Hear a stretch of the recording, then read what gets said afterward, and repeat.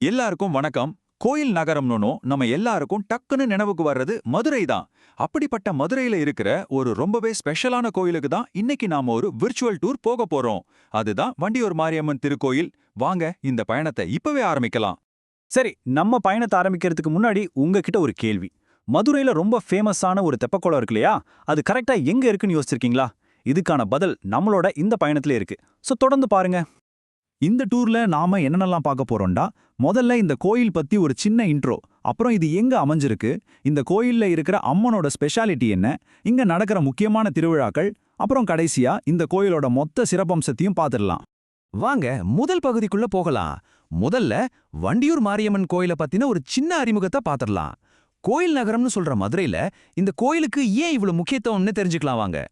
Madurai main சிட்டில இருந்து கிழக்கு பக்கமா ஒரு 5 கிலோமீட்டர் போனீங்கன்னா இந்த ஃபேமஸான மாரியம்மன் கோயில பார்க்கலாம். அந்த ஏரியாவிலேயே ரொம்பவும் பிரபலமான கோயில் இதுதாங்க. ஓகே, இப்போ இந்த கோயில் அமைஞ்சிருக்கிற இடத்த பத்தி இன்னும் கொஞ்சம் டீட்டெயிலா பார்ப்போம். ஏன்னா ஒரு கோயில் அமைஞ்சிருக்கிற இடமே அதுக்கு ஒரு தனி அழகையும் சிறப்பையும் கொடுக்கும் இல்லையா? பாத்தீங்கன்னா நம்ம இந்தியால தமிழ்நாட்டுல மதுரை மாவட்டத்துல இருக்கிற வண்டியூர்ல தான் இந்த கோயில் அமைஞ்சிருக்கு. இந்த கோயிலோட லொகேஷன்ல தான் ஒரு பெரிய சுவாரஸ்யமே இருக்கு. பாருங்க, வடக்க வைகை ஆறு ஓடுது, மேற்க தியாகராசர் ஆர்ட்ஸ் காலேஜ் இருக்கு, அப்புறம் தெக்க, ஆமாங்க, நம்ம முதல்ல ஒரு கேள்வி கேட்டோம் இல்லையா, அந்த புகழ்பெற்ற மாரியம்மன் தெப்பக்குளம் சரியா இந்த கோயிலுக்கு தெற்கு பக்கத்துல தான் அமைஞ்சிருக்கு. இப்ப பதில் கிடைச்சிடுச்சா? சரி, இப்போ நாம இந்த கோயிலோட ஒரு ஹைலைட்டான விஷயத்துக்கு வரோம்.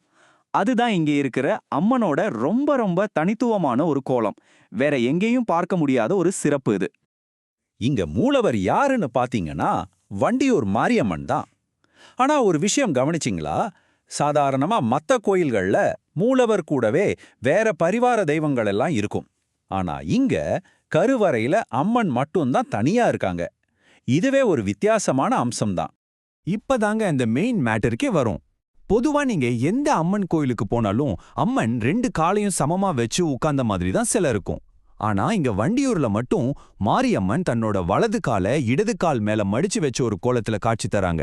இந்த மாதிரி ஒரு அமைப்பை பார்க்கறதே ரொம்ப ரொம்ப அபூர்வம். இதுதான் இந்த கோயிலோட அடையாளமே. சரி, ஒரு கோயில்னா அங்க திருவிழா இல்லாமலா? வாங்க, இங்க என்னென்ன திருவிழாக்கள் ரொம்ப கோலாகலமா நடக்குதுன்னு பாப்போம். இங்க 2 திருவிழாக்கள் ரொம்பவே பிரபலம். ஒன்னு தைப்பூசத்தப்போ நடக்கிற தெப்ப திருவிழா. அப்பாப்பா, அந்த தெப்பக்குளம் முழுக்க விளக்குகளோட ஜொலிக்கும், பார்க்கவே கண்ணுக்கு அவ்வளோ அழகா இருக்கும். இன்னொன்னு பங்குனி மாசத்துல 10 நாளைக்கு நடக்கிற பூச்சொரிதல் திருவிழா.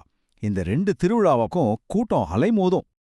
ஓகே, நம்ம பயணத்தோட கடைசி பகுதிக்கு வந்துட்டோம். வாங்க, இந்த கோயில் ஏன் இவ்வளவு தனித்துவமானதுன்னு நம்ம பார்த்த விஷயங்களை ஒரு தடவை தொகுத்து பார்த்துடலாம்.